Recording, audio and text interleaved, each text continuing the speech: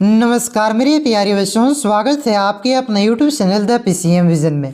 प्यारे बच्चों, जैसा कि आप सभी को सबसे पहले इस चैनल के माध्यम से अपडेट दिया गया कि कक्षा 10वीं और कक्षा 12वीं के बोर्ड परीक्षा 2025 के लिए मॉडल पेपर को जारी कर दिया गया है।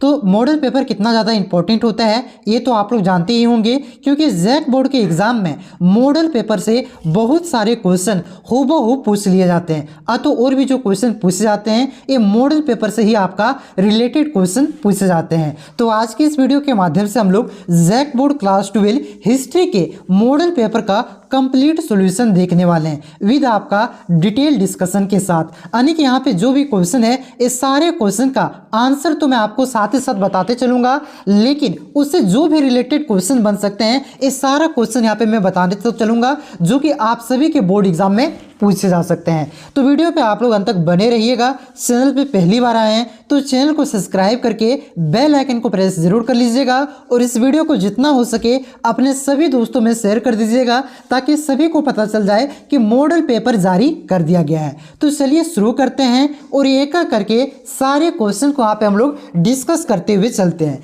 लेकिन उससे पहले यहाँ पे कुछ सामान्य निर्देश दिया गया बच्चों, उसको हम लोग यहाँ पे देख लेते हैं। तो जैसा कि आप सभी को मालूम होगा कि जो आप सभी की बोर्ड परीक्षा होती है ये प्रत्येक सब्जेक्ट आपका 100 नंबर का होता है। उसमें से आपका 80 नंबर का क्या होता है, लिखित परीक्षा होता है और 20 नंबर आपके स्कूल की तरफ से इंटरनल असेसमेंट तो जिसे आप लोग प्रैक्टिकल बोलते हैं उसके तौर पर आपको दिया जाता है। और ये जो आपका 80 नंबर की एग्जाम होती है ना, उसमें आपका 30 नंबर का ऑब्जेक्टिव क्वेश्चन पूछा जाता है और आपका 50 नंबर का सब्जेक्टिव क्वेश्चन पूछा जाता है। क्लियर है बच्चों? तो यहाँ पे देखिए और भी कुछ लिखा गया है कि परीक्षार्थी यथासंभव अपने शब्दों में उत्तर दें। यानी कि कोई भी क्वेश्चन का आप लोग आंसर जानते हैं तो अपने शब्दों में उत्तर दीजिए, समझ बूझ करके उसका उत्तर दीजिए। ये जरूरी नहीं है कि किताबी भाषा में ही लिखना है, ठीक है, अपने से समझ बूझ करके अपने से शब्दों में लिख सकते हैं। उसके बाद देखिए यहाँ पे दूसरा पॉइंट है कि सभी प्रश्न अनिवार्य हैं, यानी कि सभी क्वेश्चन आपका कंपलसरी है।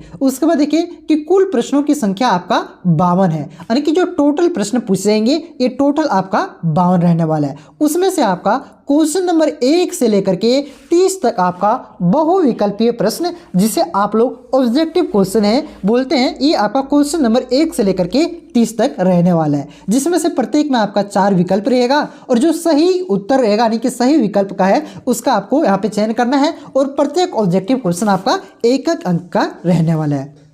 उसके बाद देखिए क्वेश्चन नंबर 31 से लेकर के 38 तक आपका अति लघुत्तरीय प्रश्न है जिसे आप लोग 2 नंबरिया क्वेश्चन बोलते हैं और 31 से 38 यानी कि टोटल 8 क्वेश्चन रहेगा 2 नंबरिया, ठीक है। और ये 8 क्वेश्चन में से आपको 6 क्वेश्चन का उत्तर आपको देना है जो आप लोग अच्छा से जानते हैं। यहाँ तक क्लियर है? उसके बाद देखिए मतलब इसी पैटर्न पर सेम टू सेम आपके बोर्ड एग्जाम में रहने वाला है, ठीक है। आगे देखिए, आगे है यहाँ पे कि क्वेश्चन नंबर 39 से लेकर के 46 तक आपका लघु उत्तरीय प्रश्न रहेगा जिसे आप लोग वेरी शॉर्ट आंसर यानी कि 3 नंबरिया क्वेश्चन बोलते हैं। तो 3 नंबरिया क्वेश्चन भी टोटल आपका 8 क्वेश्चन रहने वाला है बच्चों। एक टोटल 8 में से आपको 6 प्रश्नों का उत्तर देना है और प्रत्येक प्रश्न आपका 3-3 नंबर का रहेगा। जो आप लोग अच्छा से जानते हैं वही 6 प्रश्नों का उत्तर आपको देना है। क्लियर है? आगे देखिए लिखा गया है कि क्वेश्चन नंबर 47 से लेकर के आपका 52 तक टोटल 6 प्रश्न है, 6 में से आपको ये 4 प्रश्नों का उत्तर देना है और ये जो आपका दीर्घ उत्तरीय प्रश्न है ये टोटल आपका 6 प्रश्न रहेगा, ठीक है। 5 नंबरिया क्वेश्चन कितना रहेगा?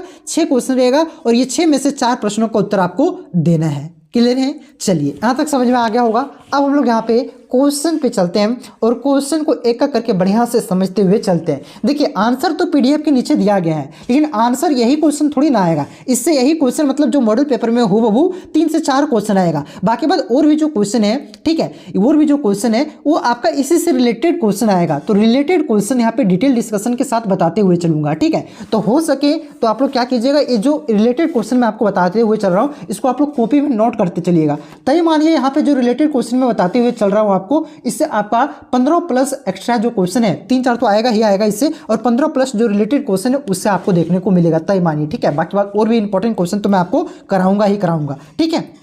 तो चलिए शुरू करते हैं और एक एक करके सारे क्वेश्चन को यहाँ पे डिस्कस करते हुए चलते हैं। तो देखिए बच्चों, पहला क्वेश्चन क्या पूछा गया है कि भारतीय पुरातत्व का पिता किसे कहा जाता है? तो भारतीय पुरातत्व का जो पिता है बच्चों, ये आपका अलेक्जेंडर कनिंघम को कहा जाता है। ऑप्शन नंबर ये इसका करेक्ट आंसर हो जाएगा, अलेक्जेंडर कनिंघम। देखिए, अलेक्जेंडर कनिंघम को भारतीय पुरातत्व का पिता इसलिए कहा जाता है क्योंकि अलेक्जेंडर कनिंघम ने ही 1861 में भारत में पुरातत्व विभाग की स्थापना किया था। कब किया था भारतीय पुरातत्व विभाग की स्थापना? तो 1861 में क्या था, और अलेक्जेंडर कनिंघम ने ही क्या था। इस वजह से अलेक्जेंडर कनिंघम को भारतीय पुरातत्व का जनक कहा जाता है, और ये भारतीय पुरातत्व का प्रथम डायरेक्टर जनरल थे अलेक्जेंडर कनिंघम। इसे भी आप लोग याद रखिएगा। क्लियर है बच्चों?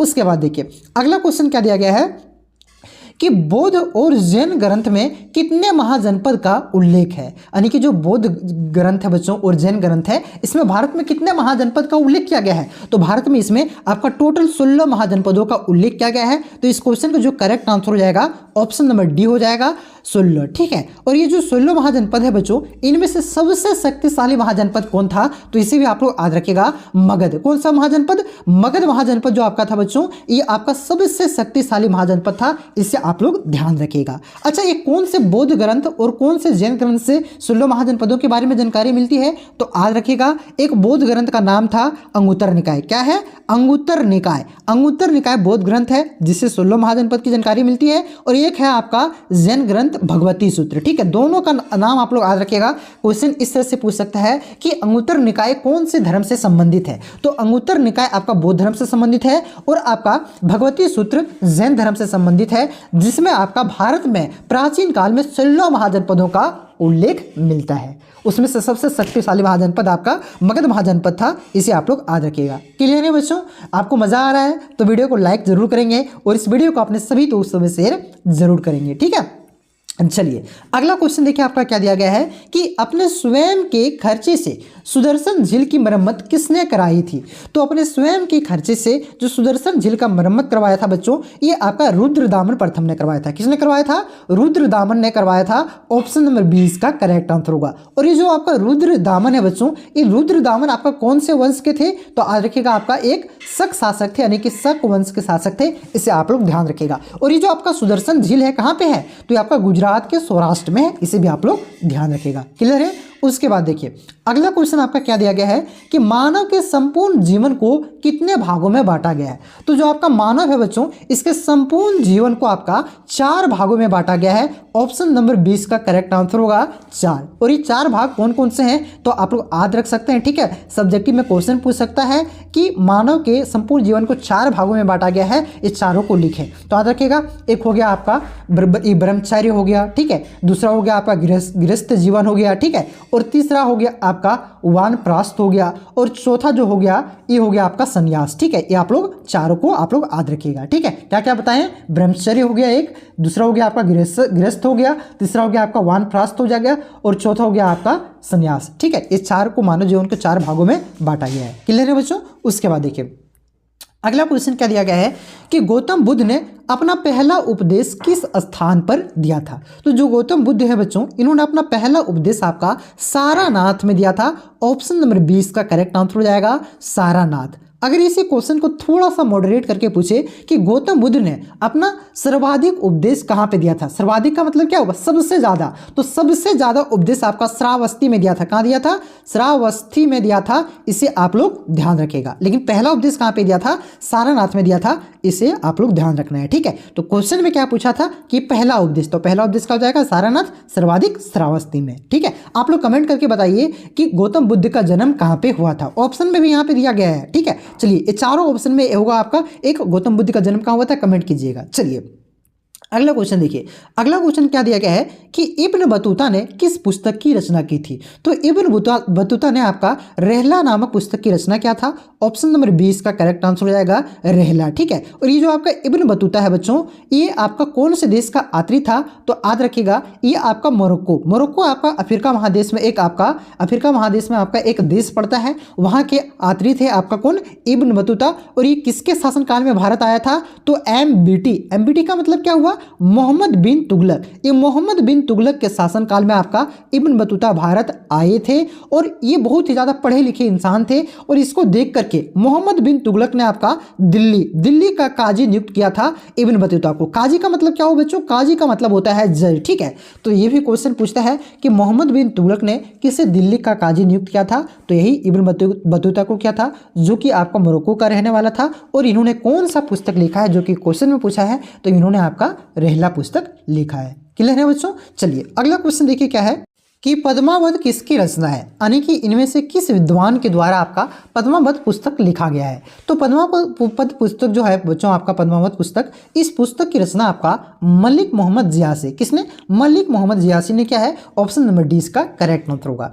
अगला क्वेश्चन देखिए क्या है कि तालीकोटा का युद्ध कब हुआ था? तो जो तालीकोटा का युद्ध है बच्चों, ये आपका 1565 ईस्वी में हुआ था। ऑप्शन नंबर सी इसका करेक्ट आंसर होगा, 1565 ईस्वी। और ये जो आपका तालीकोटा का युद्ध है बच्चों, किसके किसके बीच हुआ था? तो आप लोग याद रख सकते हैं, ये आपका विजयनगर साम्राज्य और जो आपका बहमनी साम्राज्य है, ठीक है। ये विजयनगर साम्राज्य और बहमनी साम्राज्य के बीच हुआ था, जिसमें आपका विजयनगर साम्राज्य की हार होती है और बहमनी साम्राज्य जीत जाता है। और इसी युद्ध के बाद आपका विजयनगर साम्राज्य समाप्त हो जाता है, क्योंकि युद्ध में हार जाता है तो इसके जो राज्य हैं ये बहमनी साम्राज्य के द्वारा कब्जा लिया जाता है। तो यहाँ पे आपका क्या होता है, तालीकोटा के युद्ध में विजयनगर साम्राज्य की हार होती है और यहीं से विजयनगर साम्राज्य का अंत हो जाता है, ठीक है। तो कब हुआ था? 1565 में। किसके किसके बीच हुआ था? विजयनगर साम्राज्य और बहमनी साम्राज्य के बीच, ठीक है। उसके बाद अगला क्वेश्चन है बच्चों कि विजयनगर का किस राज्य के साथ हमेशा संघर्ष चलते रहता था, और ये आपका किससे चलता था? तो बहमनी साम्राज्य से, ठीक है। चलिए अगला क्वेश्चन देखिए क्या है बच्चों कि मुगल कालीन ऐतिहासिक स्रोतों में शामिल थी, यानी कि मुगल कालीन जो आपका ऐतिहासिक स्रोत है, जिससे हमें मुगल काल के बारे में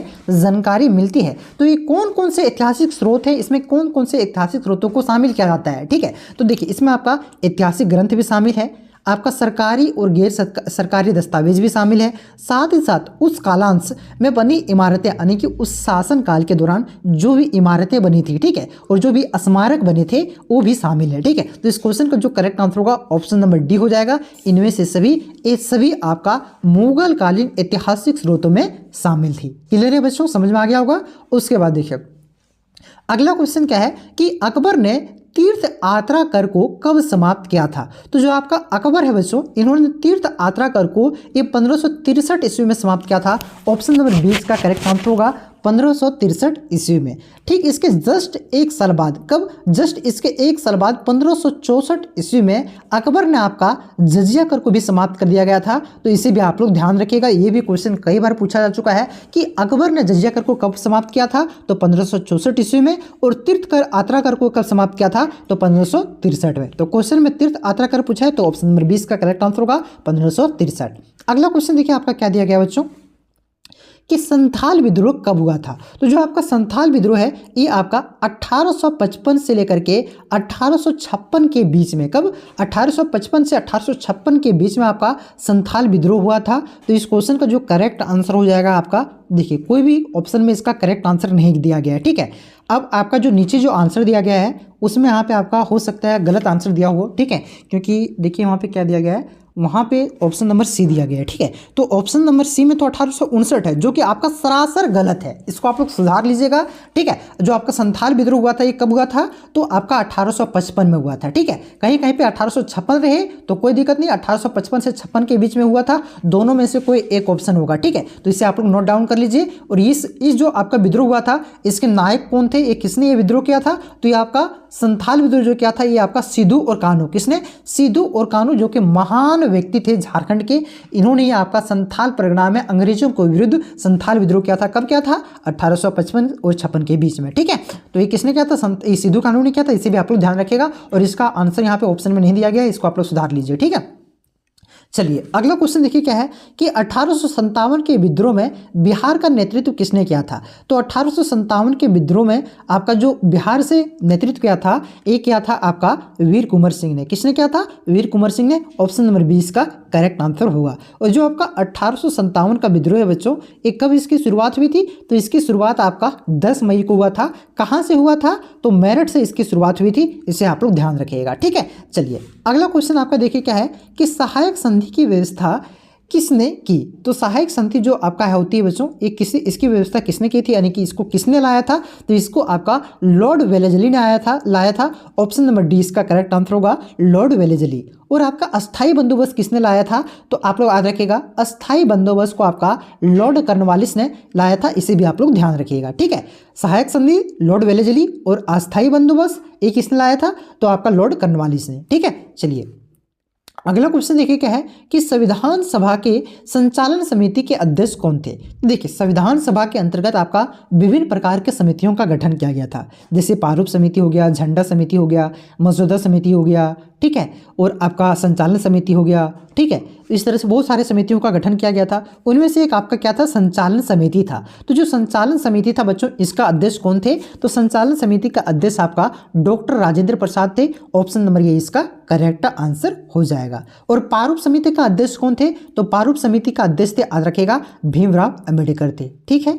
उसके बाद अगर पूछे कि मसौदा समिति के अध्यक्ष कौन थे? तो जवाहरलाल नेहरू थे, इसे आप लोग ध्यान रखिएगा, ठीक है बच्चों। प्रारूप समिति का अध्यक्ष कौन था? भीमराव अम्बेडकर। संचालन समिति का अध्यक्ष कौन था? तो ये थे आपका डॉक्टर राजेंद्र प्रसाद।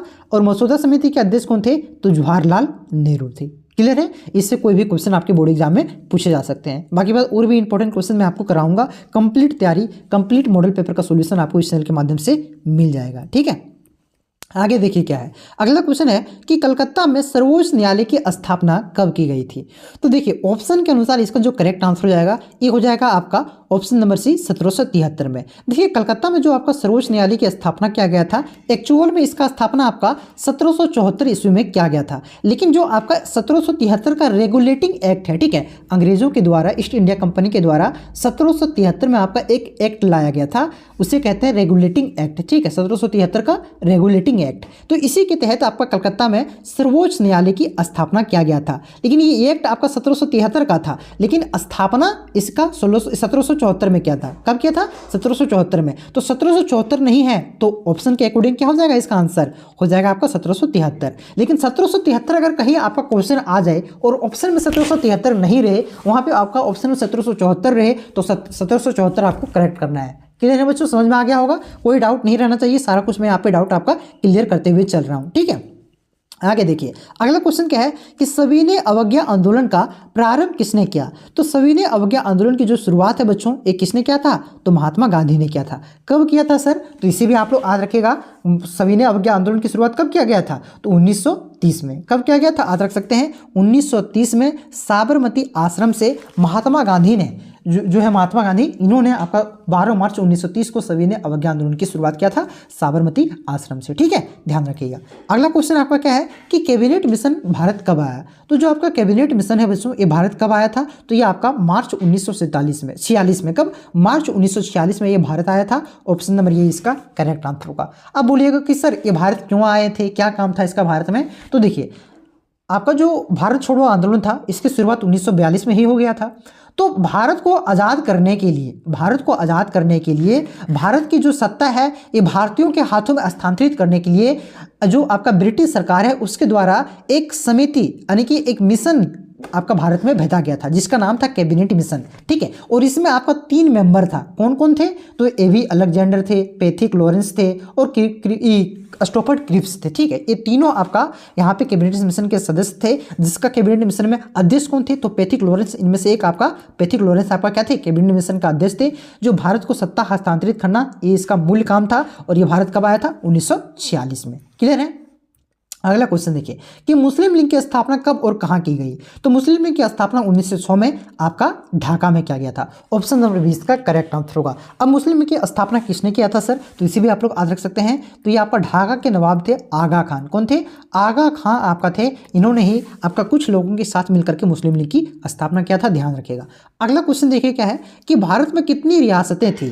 तो देखिए ये जो आपका डेटा है अलग अलग किताबों में आपको अलग अलग मिलेगा, ठीक है। कहीं पे 564 मिलेगा, कहीं पे 566 मिलेगा, लेकिन इसका जो आपका एक्यूरेट आंसर है ये आपका इसमें ही दिया हुआ है, ठीक है। तो 20 का जो करेक्ट आंसर होगा ये 562 हो जाएगा। 562 देसी रियासतें थी। ऑप्शन नंबर ए इसका करेक्ट आंसर होगा। और ये देसी रियासतों को मिलाने में महत्वपूर्ण भूमिका किसने निभाया था? तो यह आपका लोह पुरुष, ठीक है, जिसे हम लोग क्या किसे कहते हैं लोह पुरुष? तो ये हम लोग कहते हैं सरदार वल्लभ भाई पटेल को, ठीक है। इन्होंने ही भारत के 562 देशी रियासत थे उन्हें मिलाया था, जो कि देश के प्रथम उप प्रधानमंत्री, जिसे गृह मंत्री भी कहा जाता है, वो थे, ठीक है, ध्यान रखिएगा।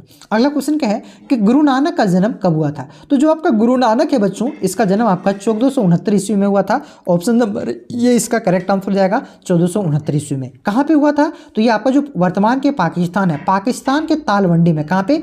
पाकिस्तान के तालवंडी में आपका गुरु नानक का जन्म हुआ था। क्लियर है? उसके बाद देखिए अगला क्वेश्चन आपका क्या दिया गया है कि किस यात्री को मध्यकालीन यात्रियों का सरताज कहा जाता है? तो किसे कहा जाता है? तो मार्को पोलो को आपका मध्यकालीन यात्रियों का सरताज कहा जाता है। इसे आप लोग ध्यान रखिएगा। ऑप्शन नंबर सी इसका करेक्ट आंसर हो जाएगा मार्को पोलो। और ये जो मार्को पोलो है बच्चों, ये भारत कब आए थे? तो इसे भी आप लोग याद रख सकते हैं। ये भारत आपका 1288 से लेकर के 1292 के बीच में आए थे। इसे आप लोग ध्यान रखिएगा, ठीक है। और ये किसके शासनकाल में आए थे? तो जो आपका दक्षिण भारत में एक साम्राज्य था, आप लोगों ने पढ़ाई होगा, पांड्य साम्राज्य, ठीक है। तो ये पांड्य साम्राज्य के ही शासनकाल में आपका ये 1288 में भारत आए थे, ध्यान रखिएगा।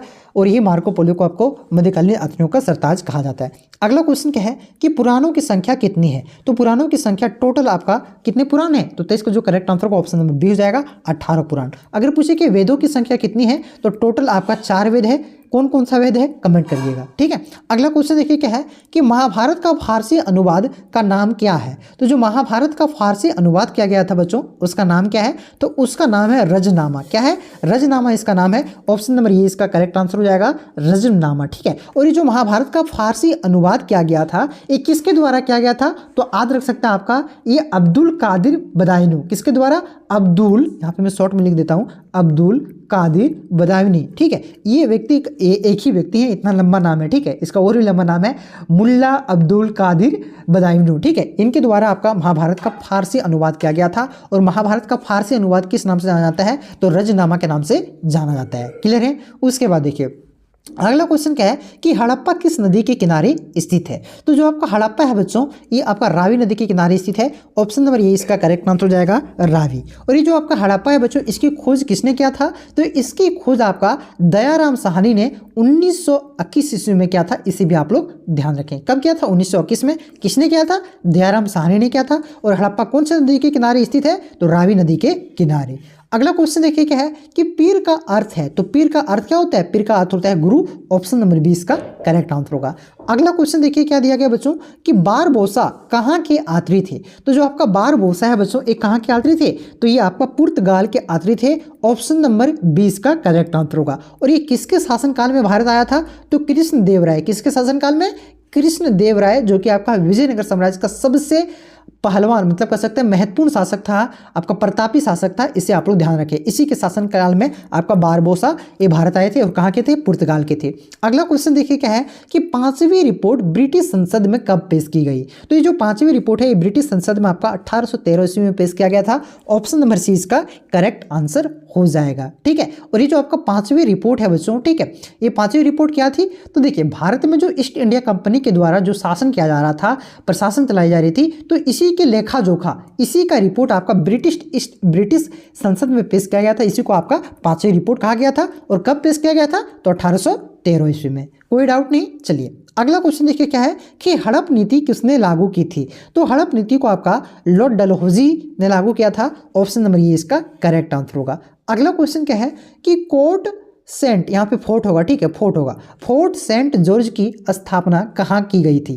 ठीक है, एक किला है, तो इसकी स्थापना कहाँ पे किया गया था? मद्रास में इसकी स्थापना किया गया था। कब इसकी स्थापना किया गया था? तो 1650 में। और किसने किया था? तो फ्रांसीसी लोगों के द्वारा। फ्रांसीसी लोगों के द्वारा 1650 ईस्वी में आपका मद्रास, जिसे वर्तमान में हम लोग चेन्नई के नाम से जानते हैं, इसकी स्थापना आपका किया गया था। ठीक है, आप लोग ध्यान रखिएगा। तो इस क्वेश्चन का करेक्ट आंसर हो जाएगा आपका ऑप्शन नंबर बी हो जाएगा। ठीक है, तो कहाँ की गई थी? मद्रास में 1650 में फ्रांसीसियों के द्वारा किया गया था। ठीक है, चलिए अब यहाँ से आपका शुरू होता है खंड बी, और खंड बी में आपका सब्जेक्टिव क्वेश्चन है। ठीक है, तो देखिए वीडियो लंबा हो रहा है, सब्जेक्टिव क्वेश्चन इसका जो पार्ट 2 वीडियो आएगा, ठीक है, उसमें कंप्लीट आपका मैं सब्जेक्टिव क्वेश्चन अपलोड कर दूंगा। साथ ही साथ आपका geography, English core, Hindi elective, मतलब सभी सब्जेक्ट का तो मॉडल पेपर आ ही गया है, मतलब सभी सब्जेक्ट का मॉडल पेपर का इसी प्रकार से डिटेल सॉल्यूशन आपको मिलने वाला है, ठीक है। और भी इससे रिलेटेड जो भी क्वेश्चन होगा वो भी मैं आपको कराऊंगा, प्रीवियस ईयर क्वेश्चन कराऊंगा, सारा कुछ आपको 1 महीना के अंदर यहाँ पे कंप्लीट तैयारी आपका होने वाला है। तो चैनल पे आप लोग नए हैं तो सब्सक्राइब जरूर कर लीजिएगा। मिलते हैं नेक्स्ट वीडियो में, तब तक के लिए जय हिंद, जय भारत, जोहार झारखंड, ठीक है।